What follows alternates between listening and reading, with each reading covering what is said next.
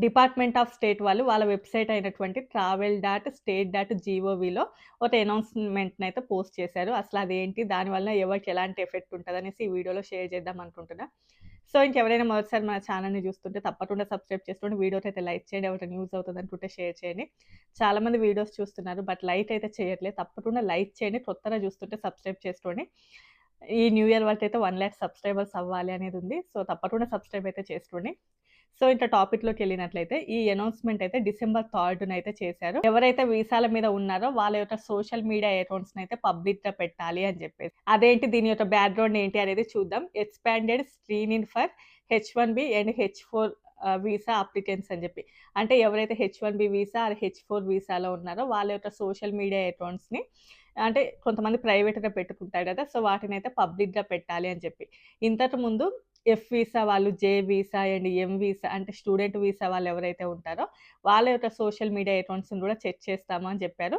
కొన్ని నెలల క్రితం ఆల్రెడీ దాని మీద కూడా వీడియో చేశాను. సో, ఇప్పుడు అదేంటి అంటే నెక్స్ట్ ఇప్పుడు హెచ్-1 వీసా అండ్ హెచ్-4 వీసా వాళ్ళెవరైతే ఉంటారో వాళ్ళని గూడా స్క్రీనింగ్ చేస్తాము అని చెప్పేసయితే మెన్షన్ చేశారు.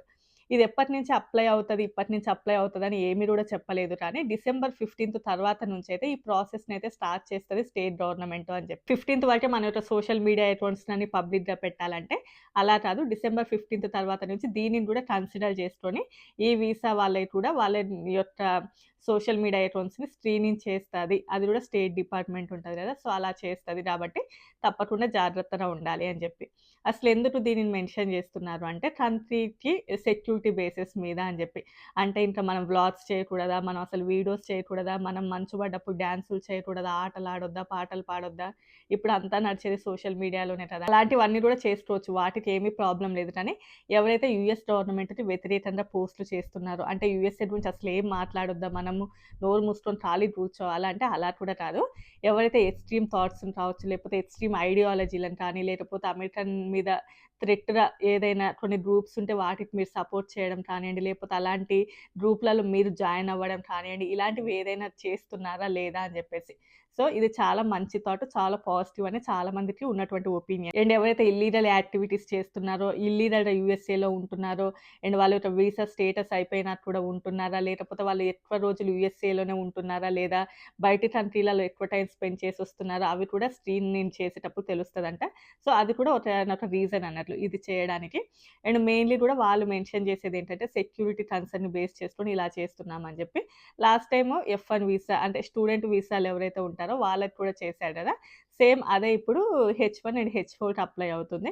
నెక్స్ట్ ఫ్యూచర్‌లో ఏంటంటే ఇది అన్ని వీసాలకు కూడా అప్లై అయ్యి ఇది ఇంక కామన్ ఇంక యూఎస్ఏ వస్తున్నప్పుడు ఇవి చేయడము అని జెప్పి. సో, ఇది పెద్దగా భయపడేది ఉందా? దీని వలన చాలా ఇబ్బందులు ఎదురవుతాయంటే భయపడేదైతే ఏమీ లేదులెండి కానీ, సో, కొంచెం అలాంటివి ఏదైనా పోస్ట్‌లలో మీరు ఇన్వాల్వ్ అవ్వడం కానీ, అలాంటివి ఏవి కూడా షేర్ చేసుకోకుండా ఉంటే అయితే మంచిది. అండ్ దీనినైతే చాలామంది చాలా వరకు పాజిటివ్‌గా తీసుకుంటున్నారు. ఎందుకంటే ఒక మనిషిని చూడగానే వాళ్ళు ఎలాంటి వాళ్ళు అనేది తెలీదు. ఇప్పుడు ఏదైనా కూడా వాళ్ళ యొక్క యాక్టివిటీస్ సోషల్ మీడియాలోనే ఎక్కువగా కనిపిస్తూ ఉంటాయి. ఎందుకంటే ఈ మధ్య కాలంలో సోషల్ మీడియా అనేది ప్రతి ఒక్క మనిషికి ఉన్నది. ప్రతి ఒక్కరు అందులో అయితే తప్పకుండా యాక్టివ్‌గా ఉంటున్నారు.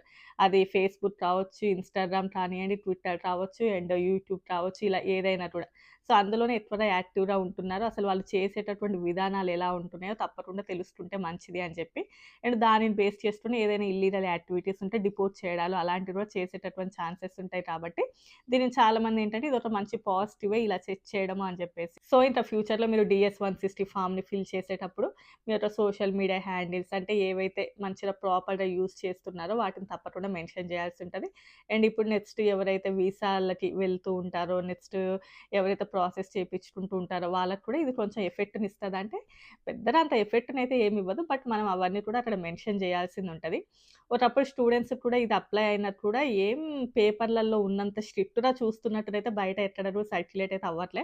బట్ అక్కడ ఎలా ఉంది ఆ ప్రాసెస్ అనేది మనకు తెలీదు గానీ, అంత అంటే బయటకొచ్చినంతగా అయితే అక్కడ లేదు అనేదైతే ఎక్కువగా వింటూ ఉన్నాము. మాకు ఇన్‌స్టాగ్రామ్ ఉంది, ఫేస్‌బుక్ ఉంది, ఆ ఐడీ ఉంది, ఈ ఐడీ ఉంది. బట్ మేము వాటిని పెద్దగా యూజ్ చేయము. ఎలా అనంటే ప్రాబ్లమ్ ఏమీ లేదు. మీరు యూజ్ చేయకపోతే అసలు అందులో అసలు మిస్టేకే ఉండదు కదా! సో, అలాంటివేవి ప్రాబ్లమ్ లేదు. బట్ చాలామందేంటంటే హౌస్ వైఫ్స్ కావచ్చు, లేకపోతే హెచ్-4 డిపెండెంట్‌గా ఉన్నవాళ్ళు, వాళ్ళేంటంటే వాళ్ళ యొక్క ఫోటోస్‌ని కావచ్చు, అవన్నీ కూడా ప్రైవేట్‌లో పెట్టుకుంటారు కాబట్టి వాళ్ళకి కొంచెం అయితే ఇబ్బంది. అంటే పబ్లిక్‌గా చేయాలి అనంటే, మరి దాని మీద ఎలాంటిది ఉంటది, దాని మీద ఇంకా ఫర్దర్‌గా ఇంకేం తీసుకుంటారు అనేదైతే ఇప్పటికైతే తెలీదు. యాజ్ ఆఫ్ నౌ అయితే హెచ్1 అండ్ హెచ్4 వాళ్ళకి కూడా స్టూడెంట్ వీసా లాగానే స్క్రీనింగ్ అయితే చేయబోతున్నది ఫ్యూచర్‌లో అని చెప్పేసి అది డిసెంబర్ 15 నుంచి అయితే అప్లై అవుతది. స్టేట్ డిపార్ట్‌మెంట్ వాళ్ళు అప్పటి నుంచి దీన్ని కూడా కన్సిడర్ చేస్తారు అనేది ఒక న్యూస్. సో, ఇంతే అండి ఇది. రేపు ఇంకోటి మంచి వీడియోతో అదే హెచ్4 ఈఏడీలది ఇంకోటి న్యూస్ ఉంది కదా! అది రేపటి వీడియోలో చెప్తాను.